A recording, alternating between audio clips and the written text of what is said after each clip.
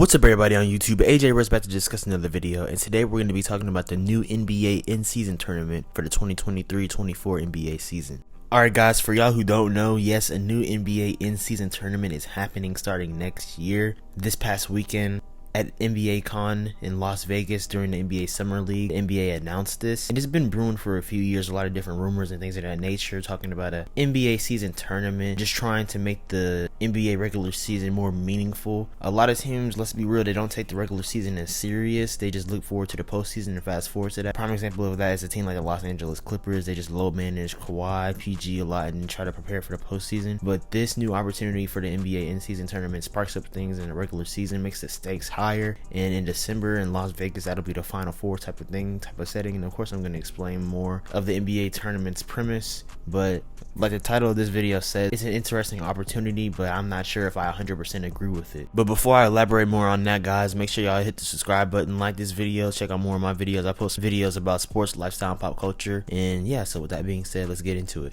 Okay guys, so before I provide my analysis, my personal opinions on why I think it's a risk but also an interesting opportunity, I'm gonna of course explain to y'all what the NBA in-season tournament is for y'all who don't know. And y'all who obviously saw the NBA Con and saw a lot of stuff on social media, we could just elaborate and talk about that even more. So the NBA in-season tournament, it'll tip off on Friday, November 3rd, and then it'll culminate with the championship on Saturday, December 9th. Those games starting on November 3rd will begin with group play, and all 30 teams have been divided into 6 different groups in East conferences. I'm going to talk about the groups real quick because might as well, it's a part of it. There's East A, B and C, and then there's West A, B, and C. And personally, in my opinion, I feel like the most interesting group out of both conferences is the West A. You have the Memphis Grizzlies, Phoenix Suns, Los Angeles Lakers, and then it drops off a little bit in the Utah Jazz and Trailblazers. I think that West A is really captivating. I would say another honorable mention for sure is the East B, because you have the Milwaukee Bucks and the Miami Heat there, and then also the Knicks, the new look Wizards, and the Hornets, who have players like Miles Bridges returning, and then they drafted Brandon Miller, so that'll be interesting. But it's a lot of things to take from that. And then of course I'll provide the graphic of the rest of the groups. You have teams like in the West C, the Golden State Warriors, the Sacramento Kings, Oklahoma City Thunder, the Timberwolves, and the Spurs. And then West B, the defending champions, the Denver Nuggets, Clippers, Pelicans, Dallas Mavericks, Houston Rockets. And then East C, the Brooklyn Nets, Boston Celtics, Toronto Raptors, Bulls, and the Wizards. And then I talked about East B, so East A, the 76ers, Cavs, Heat,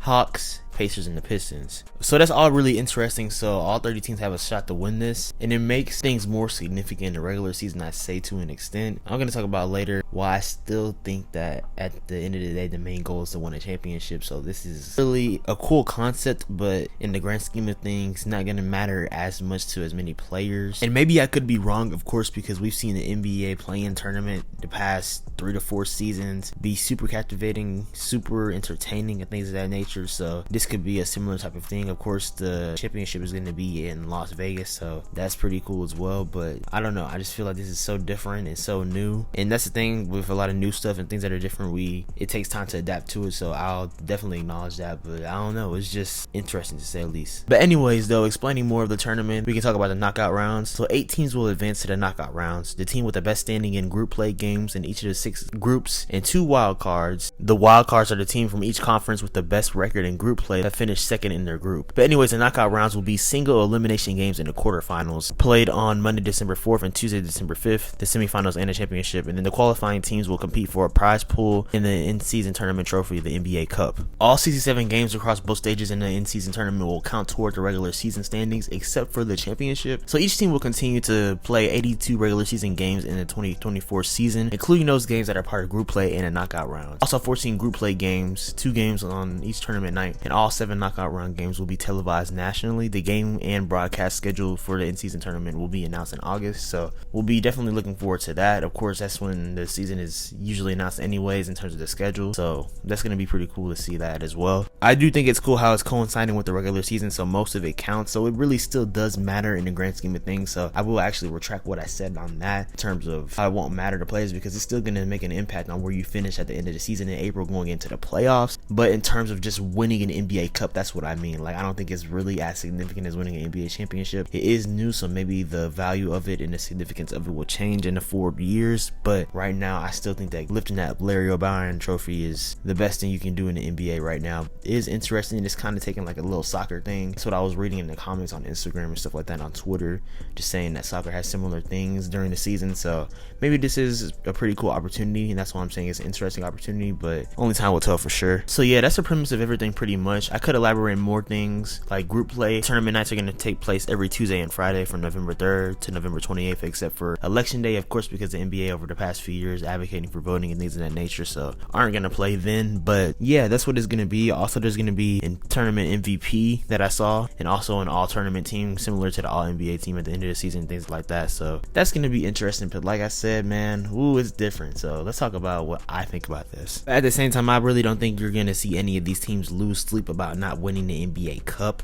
Really, I think the main thing will be just to stay afloat in this time. All of these games, except for the semifinal and championship rounds, are going to count for the regular season. So it's still about winning the games and things of that nature. I think it just provides for something different and a different opportunity. These teams are going to compete for sure, like in the regular season, but I don't think that they're just going to be like, oh man, dang man, we didn't win the NBA Cup, so we're cooked. Like, it's not going to be like that, especially in this first season, you know. But I feel like in a championship, maybe that's when it's going to be really interesting. But in terms of like in the group play and things like that, and there could be a little sense of urgency, but I don't think teams are going to trip as much, because at the end of the day, most likely, I feel like, now of course I could be wrong, but I feel like we're going to see an NBA Cup champion, that's one team, and then the NBA champions are another team. And I'm pretty sure that the team that wins the NBA Cup and say they weren't to win the NBA championship, they'd rather win the NBA championship. So don't get me wrong, now it's definitely a cool concept and things of that nature, but I just got to see it to believe that it's going to be really significant to these players, as much as winning an NBA championship is, as much as playing in the playoffs. Like